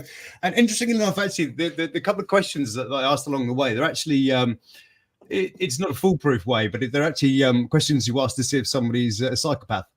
So the question about would you push somebody off the bridge? They're all to evaluate somebody's psychopathy. But I think it's too suspicious of those questions. I don't think he was particularly willing to play ball there. So first of all, where did we go first? First of all, we were talking about where were we? It was the huge baseball bat thing. The baseball bat was at the front door. Was it at the back door? Was it on the person? Was he unarmed? And the most glaring thing for me was because in as I said to him in the report, it said that he'd said, I don't know, something along the lines of "back off or I'm going to shoot you." He said, "No, you got to shoot me." Laptop goes down. We can see that it's clear. It's just we can see that doesn't happen on the video. It's like how do those things exist in the same space? To use a Moka phrase, make it make sense. That doesn't make any sense. What do you make of that, Nikki? Lendor wasn't armed. The bat was found by the front door. Moka was in the backyard. He didn't. Here's the thing, too. He likes to try and make it seem like the detectives and everything have made him out to be some sort of hero and whatever and whatnot, but he's not.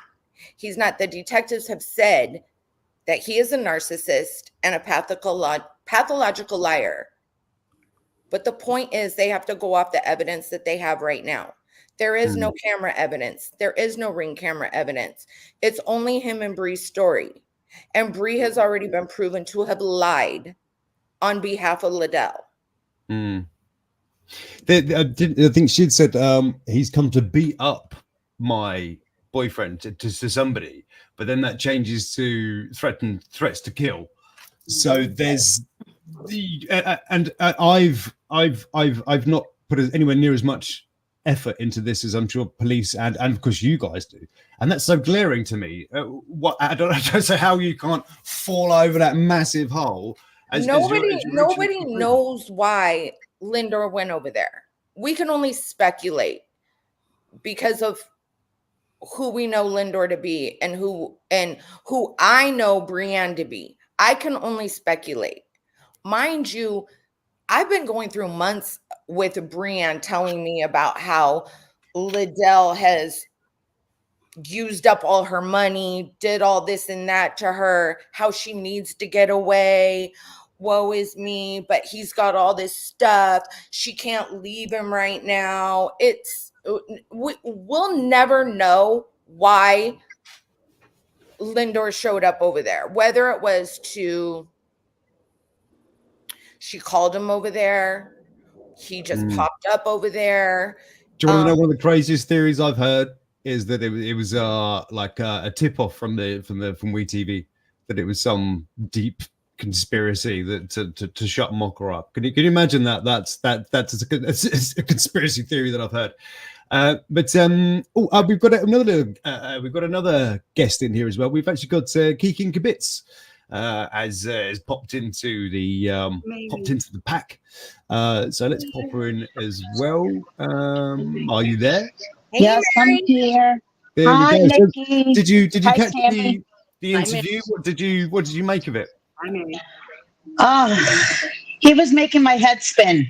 Honestly, listening how he was trying to spin things, and honestly, all of his lies, and how he kept contradicting himself. He was making my head spin.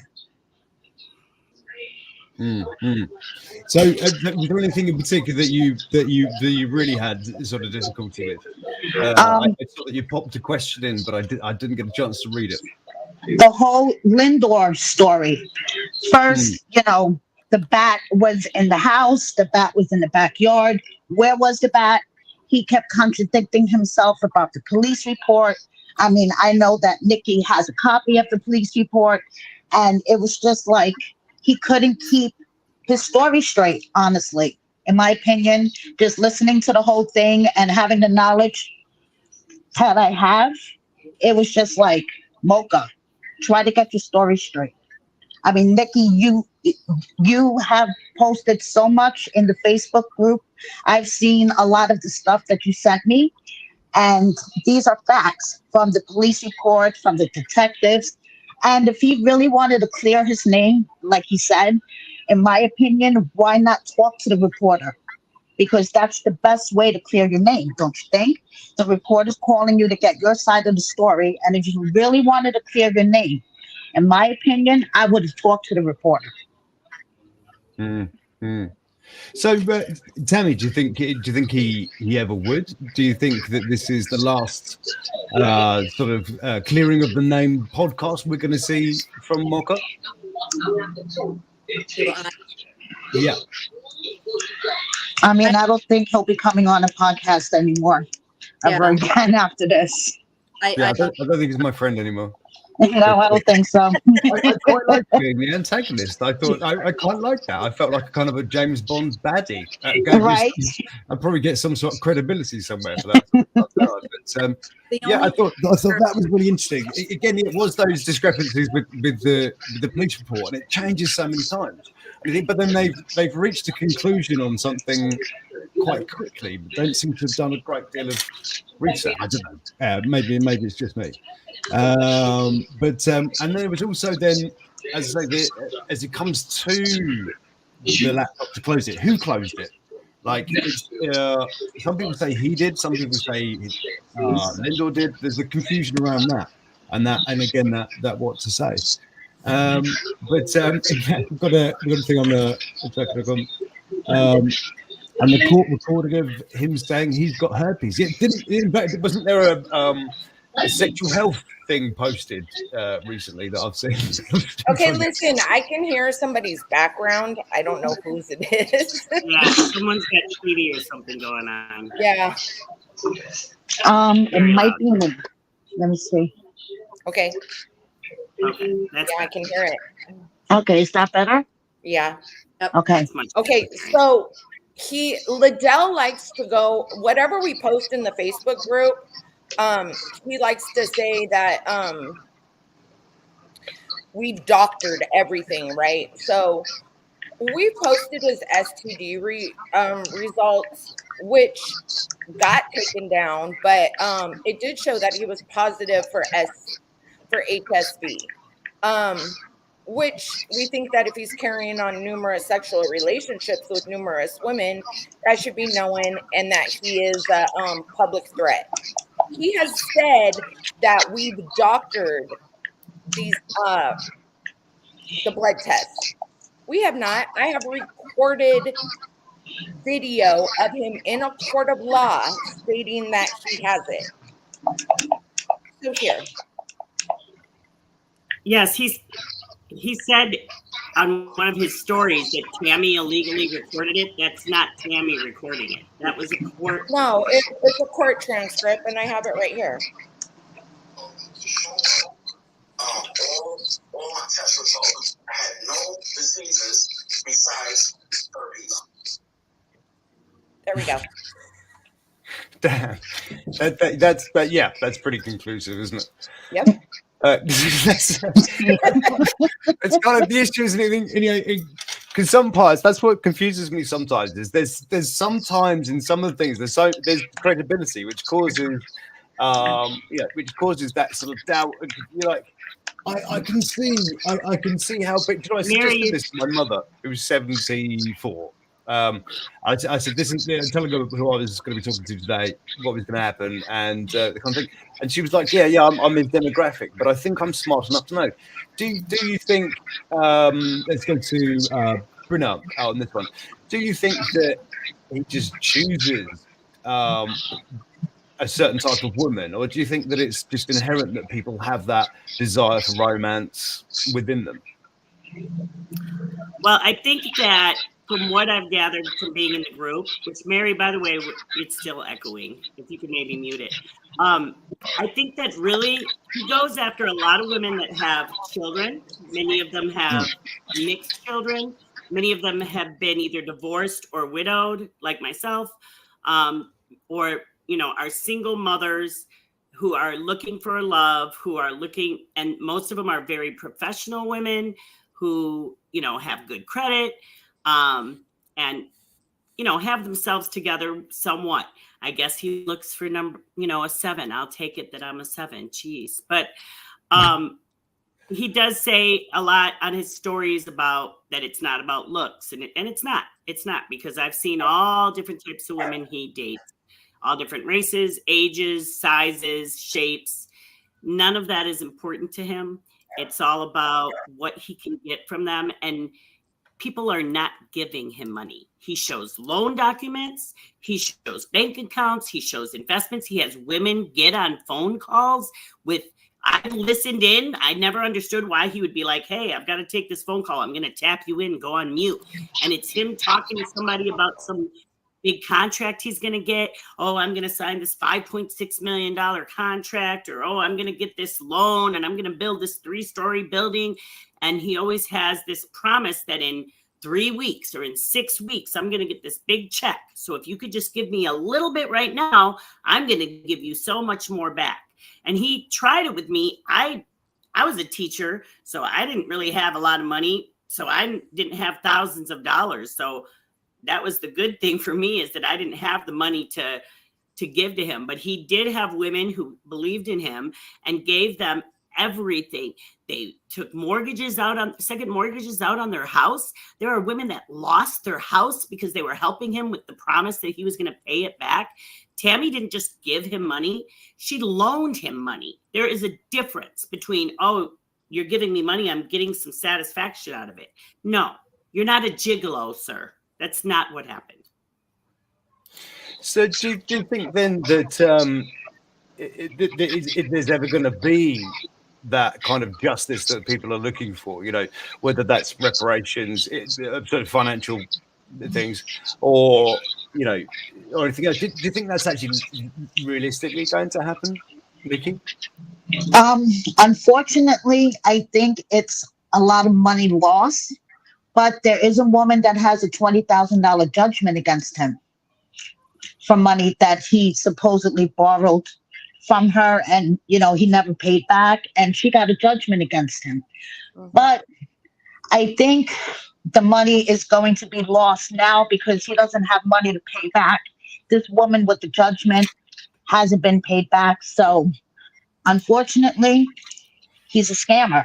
You know what I mean? So I've got to say you don't mince your words, Kiki. So is it Mary or Kiki? I'm not quite sure how to refer to you. Mary.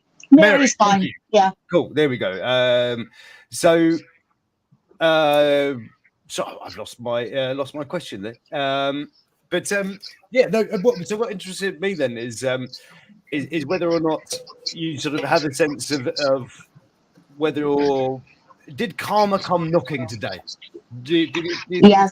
I was hoping we'd have a bit more of a conversation and we could actually reach some kind of something. Right, but I think karma quite disturbing. What do you think? I think karma came knocking today big time because once Nikki came on screen, his face was priceless. Honestly, Nikki, his face was priceless. He didn't know what to say, and you guys really caught him off guard. Like you said, he's not going to be your friend anymore. I know I came in hot because I was so disturbed with his first comments about how he tried to reach out to Lendor's family. Like nobody wanted to reach out to them. And he thought that made him a good guy. Like right. he made it seem like he's the good guy. I reached out. Like nobody wants to speak with you. I know. So I wanted to mention saying about a following. Sorry, Bruna, you had a point on that one. Yeah, I wanted to mention, he was saying that the reason women are speaking out against him is because they found out that he had other girls. And in my case, that was not it. I found that out back in 2020. Fronted that, he did a big explosion on me in 2020. He gave me $2,000 to shut me up. And I did. I stopped and I became just his friend, with benefits, I guess. But over the next few years, we were still cool, but I kept him. I knew he was kind of a bad guy. So keep your friends close, keep your enemies closer. I kept him close, but I kept collecting evidence because I knew one day I was going to come in handy. And I'll tell you, the reason I stopped associating with him was because of the murder. So after I saw Nikki's post before she made the Facebook group, he didn't mention to me someone. I had been talking to him. I came to Pennsylvania to see him when he was filming Love After Lockup in October. And April, after the murder, I was still talking to him, every couple days, every, 2 or 3 days. And he mentioned, hey, by the way, I just killed someone and I've got this case going on. He was talking about how the landlord was suing him for the back rent at the studio he didn't pay. That's what he was talking about. And then all of a sudden I see this post with Nikki saying he killed this man. And of course, I go and look up the name Lendor Coney Jr. to find out more. And I see that this man was murdered. I saw the article Lydell talked about how a man in his 30s killed a man in his 40s. And I commented on the post and told Nikki, how do you know this is Lydell? Like it says it was a man in his 30s. Like I was kind of defending Lydell, right? And I texted Lydell and asked him what this was about and was it true? And he said, yes, it is. I killed him in self-defense. And he called me and he described for 45 minutes his version of events. And that is the last time I heard his voice until today talking. And it was like, it put chills down my spine because not only did he sit there, he told this story about this guy trying to kill him and he had to defend himself. But I remember at the end of it, I said, oh, I'm so sorry you had to go through that. You must feel horrible that you had to take, you took the life of a man. And he said, why would I feel bad? I said, well, you took the life of another human being. I mean, anybody would feel guilty to some degree. And he goes, it was him or me. Why would I care about that?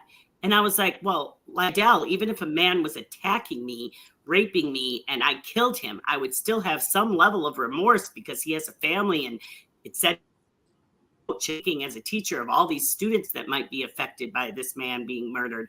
And he goes, no, I'm happy. I'm happy to be alive. I'm happier than I've ever been. I don't give a fuck. And I'm sorry, my language, but it was just, I was like, this man has absolutely no remorse. no remorse for the fact that he took the life of another human being. And I got off the phone and I called one of my best friends and I said, I don't think I can ever speak to Lydell again. He killed a man and has absolutely no remorse. And I didn't even know who Lendor was at that point. I had never talked to Nikki at that point. And soon after that, I did join the group and learned much more.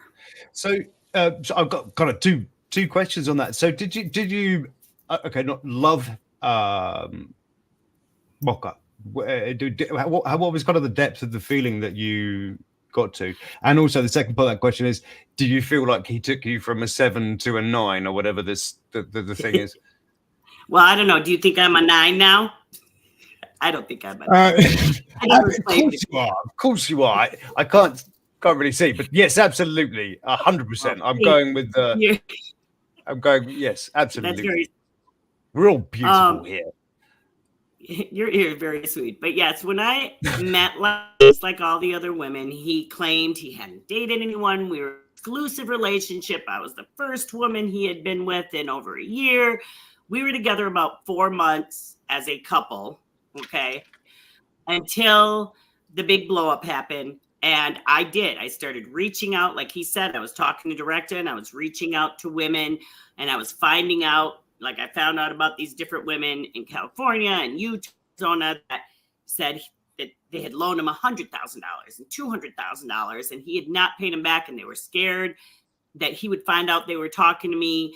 One of them, actually, he made up with, and he's mentioned her today, Debbie. Debbie, he didn't talk to for a year because she spoke to me. Me and her video chatted. We shared messages. She told me all this dirt he was doing. And then he cut her off because he found out that she talked to me for a whole year until, you know, he roped her back in. But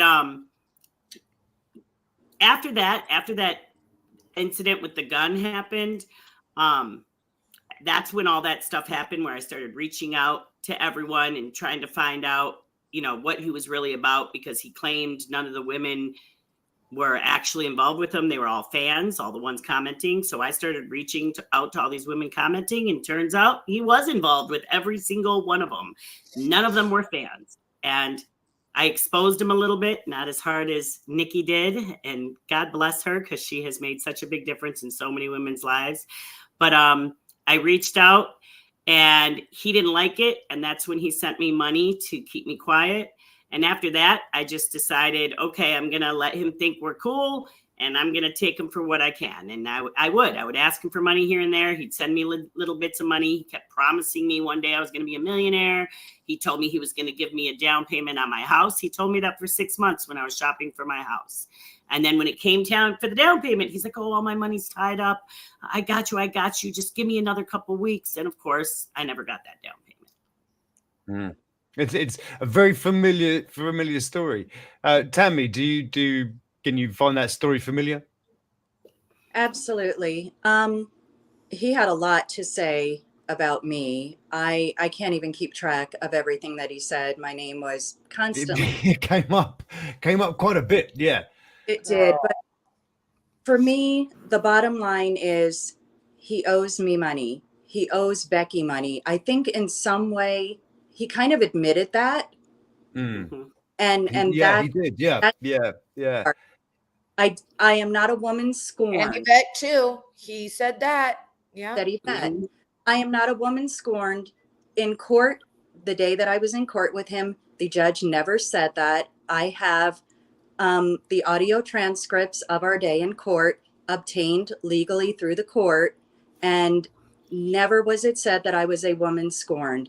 I think maybe the one true thing that he did say about me was that I did say karma was going to get him and I was going to help it in any way that I could.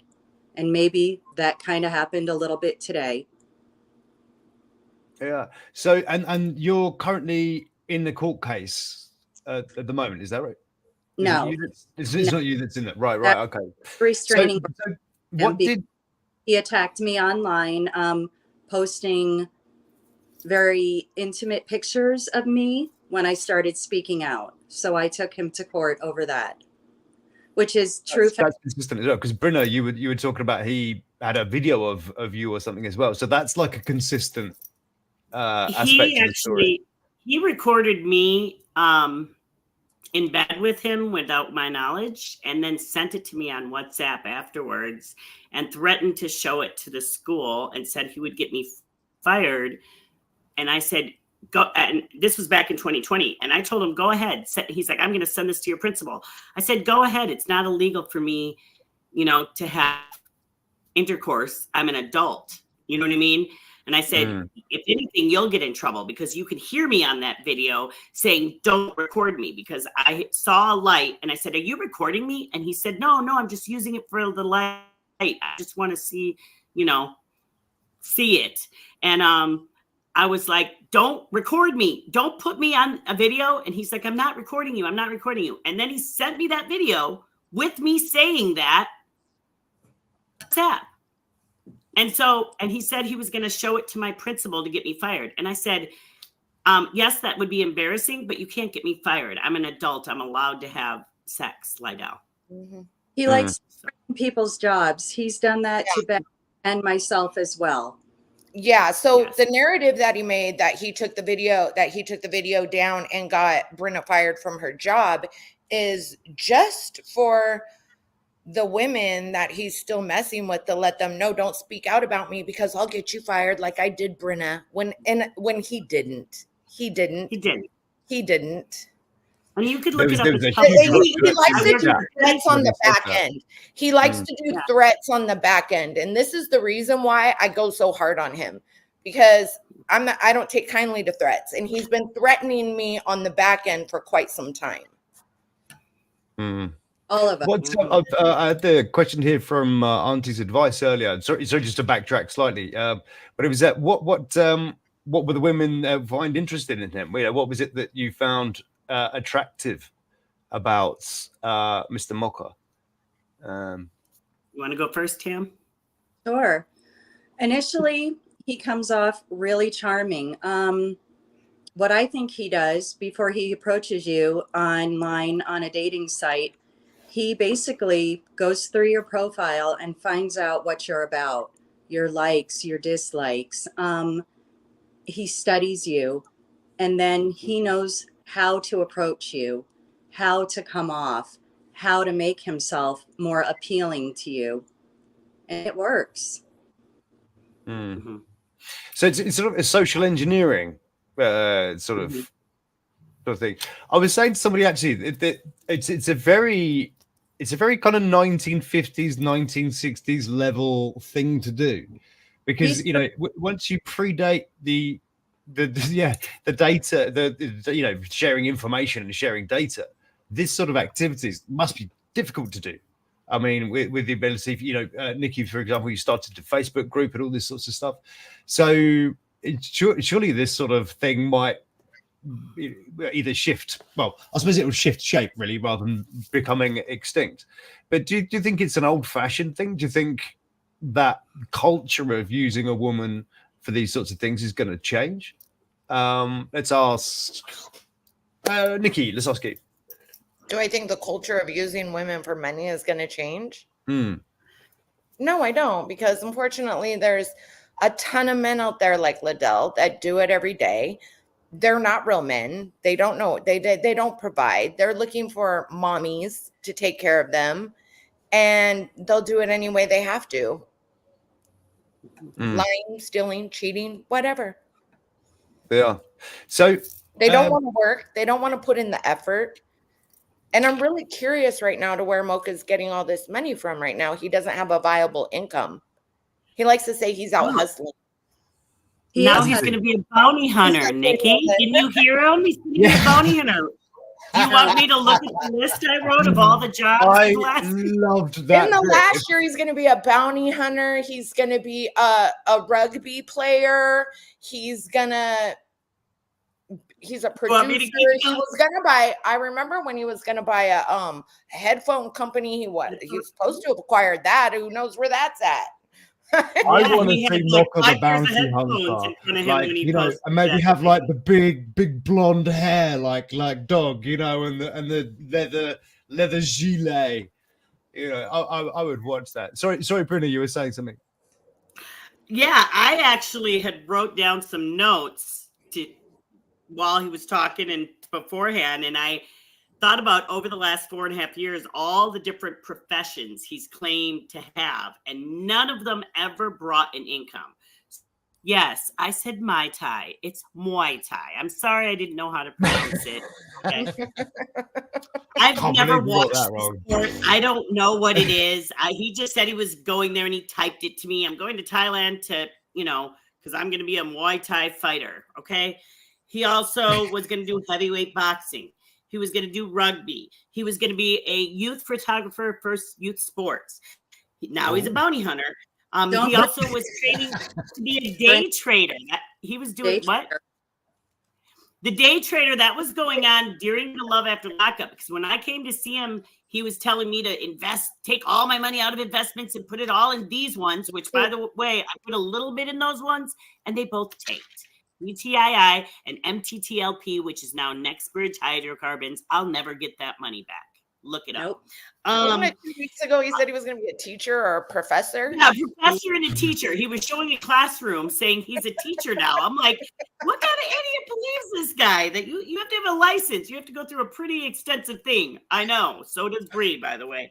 When I met him, he said he was a videographer for the government. He also obviously... Wow. Yes, is that like a secret agent? Videographer? I didn't know anything about the rapping career until I went to his apartment and saw the posters on the wall. I didn't know it even. I didn't know the name Moka Blast. I just knew him as Lydell Birch from Facebook dating. So then he's a rapper. He owns 2 studios. He said he owned one in New York City and in Las Vegas. He owned a barbershop, which when you Googled him, it showed he owned FGC Studios. I saw the barbershop as he was building it, just like now he's building the commercial building, and he was putting all this fancy stuff in it, and he owned 2 BMWs. So when I met him, I was like, hey, this is a guy that is a legit business person. He's not going to try. Ironically enough, I thought this is a guy who has his own stuff. He's going to try to use me for the BMWs and other women's names. The cars. Correct. He doesn't have in his name. Yeah.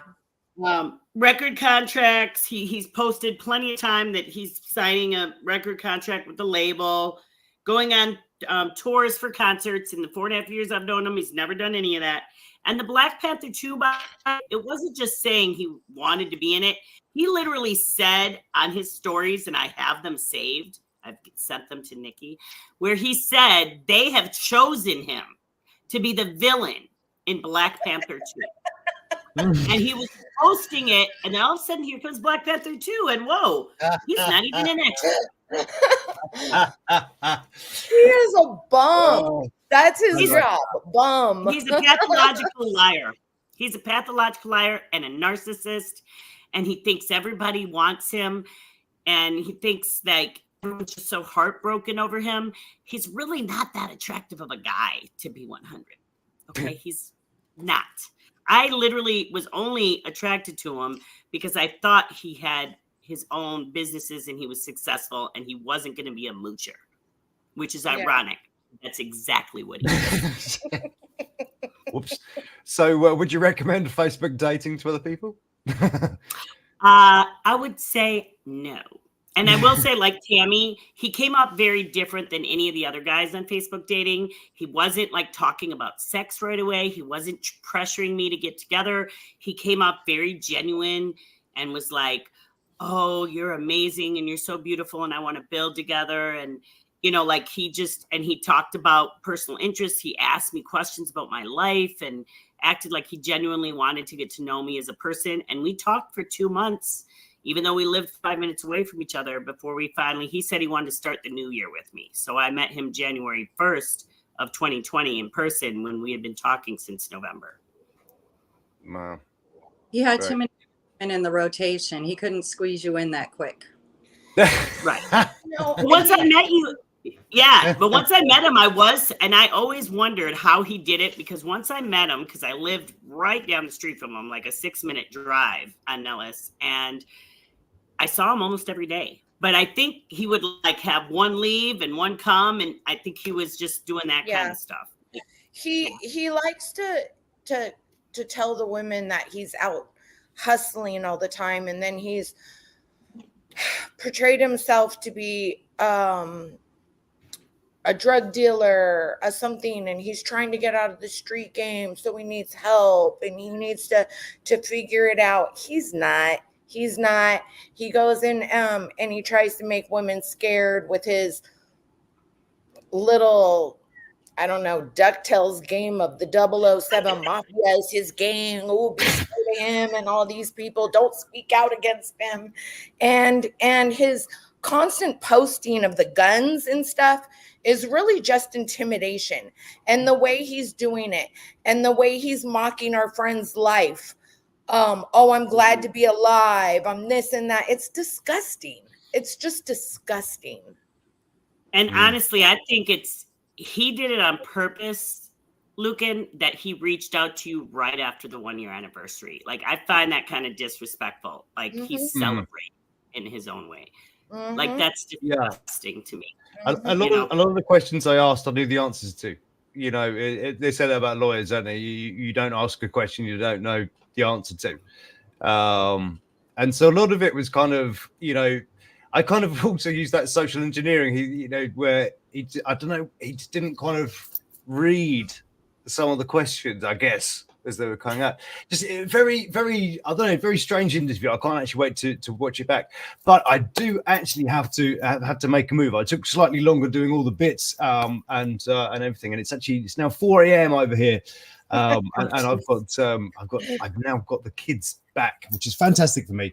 But it does cut my time a little bit. So I have to say thank you so much to you guys here, Nikki, Brynna, and Tammy. Sorry I couldn't ask you too much more, as I was trying to kind of go to bed. But thank you so much for your input, and thank you so much for what you've done, putting together groups and talking about it. It's incredibly interesting, and thank you to all you in the chat there that have stopped by to share some love and some messages. I hope I got to read out as many as I could. It was quite an eventful one. So I look forward to seeing you again. I'm going to chuck out some more videos. Thank you. Love you. Good night. Pay these women their money back. Where's our money? Say it again. Pay these women their money back. We need and t-shirts. justice for Lendor. Justice for Lynn all day. Justice for Lynn. And pay me, bitch, on the other side. Yeah. There we go. Right then, I bid you all a very, very good night, and for the longest time in ages, you do stay beautiful. Love to my three, and you do. Please take care of yourself. Good night, everybody. Good night. Bye. Thank you. Bye-bye.